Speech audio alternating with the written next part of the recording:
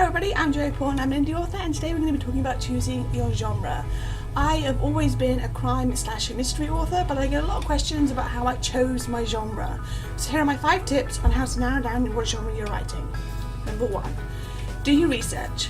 Look into what makes up a genre. There are so many websites that can help with that. You can go to Amazon and look at which books fit in which genres and then work out what they're about. You can do some Wikipedia reading on what makes a genre and what characteristics have to be met to be within that genre. But you want to have a good idea about what decides a genre. It being young adult/new adult/middle grade is not the genre. That's the target audience, and that's got nothing to do with which genre you choose. The genre is something like crime or mystery or romance or sci-fi or fantasy, etc, etc. Number 2, dissect your manuscript to look for an overview. There will be some things that are very obvious, like if you've got the character solving a crime, then theoretically it should be a crime. If there are paranormal elements, then you've got some paranormal. If there's a love scene or a romance written through it, then it's obviously a romance. But some others are harder to define and more broader, like fantasy is broader and sci-fi is broader, but you want to look at recurring themes and the overall plot. And from there you can start looking at where your book fits. By overall themes and the overall plot, you're looking for things that reoccur. Like if you're thinking it's a fantasy, is it set in a fantastical world? Is it world building? Is it set in a world unlike our own? Is there certain parts of it that meet the fantasy guidelines? And all of that. Number 3, narrow down to 3 at the most. I cannot stress that enough. Most books probably have more than one genre. You'll find most books will be at least 2, but there's usually one that covers the whole book. Yes, your subplots are important. They are what can help add second genres, but your main genre will be the one that's the overall plot and will usually be either 1 or 2. Like most of my books are crime/mystery and paranormal, and that's 3 genres, and that's basically the whole stories. But you will have some books that will be more crime and then the subplots will come into place, whether or not it's a romance or anything else like that. And while subplots are important, not every single one is important. You want no more than 3 genres, because if you start putting down more than 3 genres, then you're going to start confusing people. So say you put down that it's a crime, mystery, sci-fi, fantasy, romance.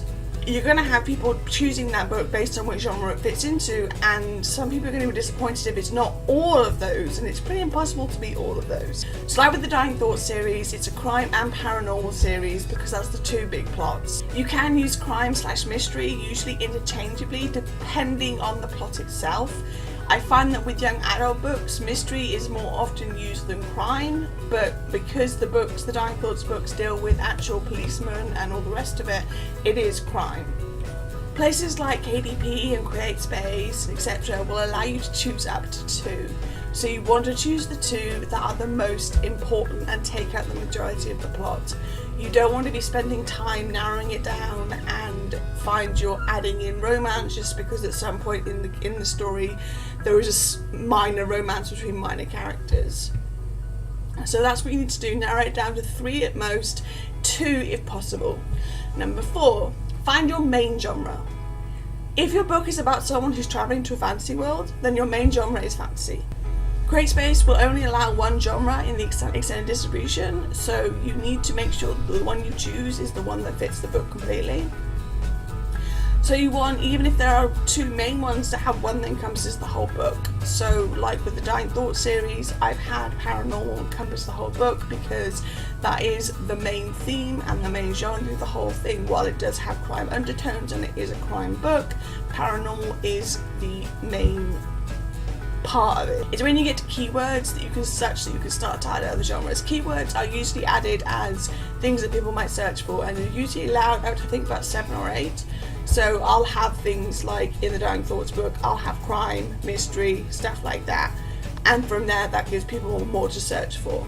And finally, number 5, you have a genre. You need to know this for promotion and for deciding where to place your book. A lot of it is reliant on what the main plot is, and if it's a crime novel, then it's going to be crime and you're going to promote it as crime, and that can apply to other genres too. And basically that's it. You follow these 5 steps, you find your main genre, you decide on your main genre, and then that's it. You have a genre, and all done.